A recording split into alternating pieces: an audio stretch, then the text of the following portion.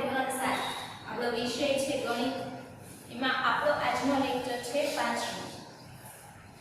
આપણે છેલ્લા લેક્ચરમાં શેની વાત કરી હતી?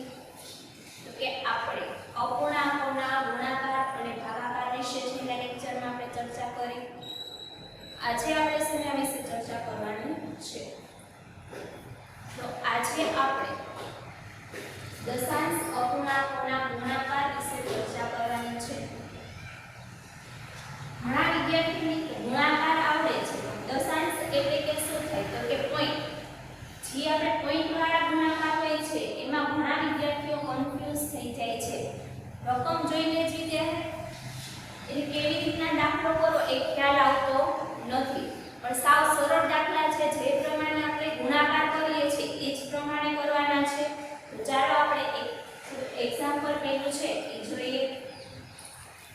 અહીંયા જો તમારી રકમ શું આપેલી છે કે 0.23 ગુણ્યા 0.3. તમારે શું કરવાનું છે? સૌપ્રથમ તમારે આ પોઈન્ટને જોવાનો નથી. અત્યારે આને ભૂલી જાઓ.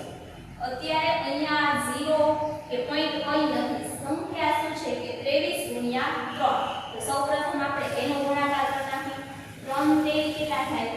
9. 3 દુ કેટલા થાય? 6 થાય. હવે તમારે જોવાનો પોઈન્ટ કેટલા એ છે. હવે જો આટલા આપણે કરીને આ સ્ટેપ કે આપણે જે 0 છે એ જોવાનું નથી.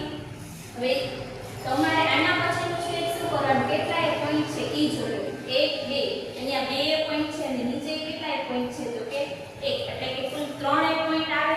તો તમારે શું કરવાનું? 3 પોઈન્ટ મૂકવાના. આ 1 આ 2 અને 3. હજી એક આપણે 0 હોય એટલે આપણે 3 રકમ થઈ જાય કે ન થઈ જાય?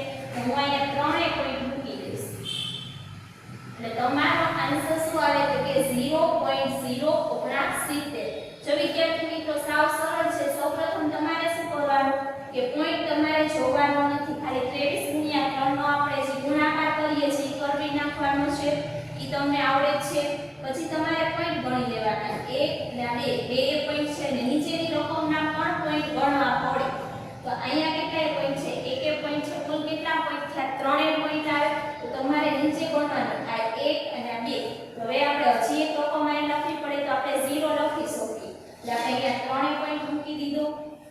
હવે એના પછીનું જોઈએ. સૌપ્રથમ તમારે શું કરવાનું રહેશે કે આપણે આ પોઈન્ટ છે એ ભૂલી જવાનું છે અને આપણે ગુણાકાર કરવાનો છે. એટલે 7 પંચા કેટલા થાય? 35 થાય. 35 નો 5 વધી જડે 3. 7 દુ 14. 14 માં 3 નાખો તો કેટલા થાય? 15 16 ને 17 થાય કે ન થાય? તો અહીંયા આપણે 17 લખી નાખવાના. હવે તમારે પોઈન્ટ ગણવાના. અહીંયા કેટલા પોઈન્ટ છે? 1 અહીંયા જોવાનું. હવે નીચેનું જોવાનું સ્ટેપ. તો કે 1 2 ને 2 પોઈન્ટ છે એટલે કુલ 3 પોઈન્ટ થયા. તો અહીંયા તમારે નીચે સંખ્યા જે જવાબ આવે એમાં તમારે ગણવાનું રહેશે. તો 1 2 અને 3. તો 3 પોઈન્ટ મૂકી દઈશ.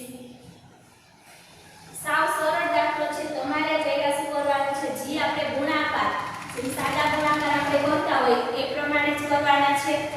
અને પછી તમારે શું કરવાનું છે કે પોઈન્ટ ગણી નાખવાના રહેશે અને પછી તમારે પોઈન્ટ મૂકવાનો રહેશે. હવે એના પછીનું જોઈએ. એના પછી જો અહીંયા પણ આપણે ખાલી શું કરવાનું છે? આગળ કહ્યું એમ જ આપણે અહીંયા પોઈન્ટ જોવાના નથી. પણ જો અહીંયા નીચે 2 રકમ છે ને ઉપર પણ 2 રકમ, તો આપણા ગુણાકાર આપણે કરીએ છીએ. જો એક રકમ હોય તો અહીંયા કોઈ 0 આપણે મૂકવાનો હોય નહીં. પણ અહીંયા જો અત્યારે આ પોઈન્ટને જોવાની ખાલી તમારે જો આવી રીતના રકમ આપેલી છે એનો ગુણાકાર કરવાનો રહેશે. તો હવે આપણે અહીંયા જો 2 રકમ છે તો અહીંયા આપણે 1 બિંદુ મૂકવું પડે કે ન મૂકવું પડે? અને ચોકડીની બાજુમાંથી આપણો ગુણાકાર કરવાનું સ્ટાર્ટ કરવાનું હોય. 1 નવા 9 અને 1 તેરી 3. હવે કોનો વારો આવે? તો કે 1 ને ભૂલી જવાનો અને હવે કોનો આવશે? 7 નો. એટલે 7 નવા કેટલા થાય? 63 થાય. 63 નો તમરો ને વધી જડે 6. 7 તેરી 21. 21 માં તમારે શું કરવાના છે? 6 નાખવાના. તો કે 22 23 24 25 26 ને 27. 27 તમે અહીંયા લખી નાખ્યા. હવે તમારે શું કરવાનો છે? કે આપણે સરવાળો કરવાનો રહેશે. 3 ના 3. હવે 9 માં આપણે 7 નાખી તો કેટલા થાય? 10 11 12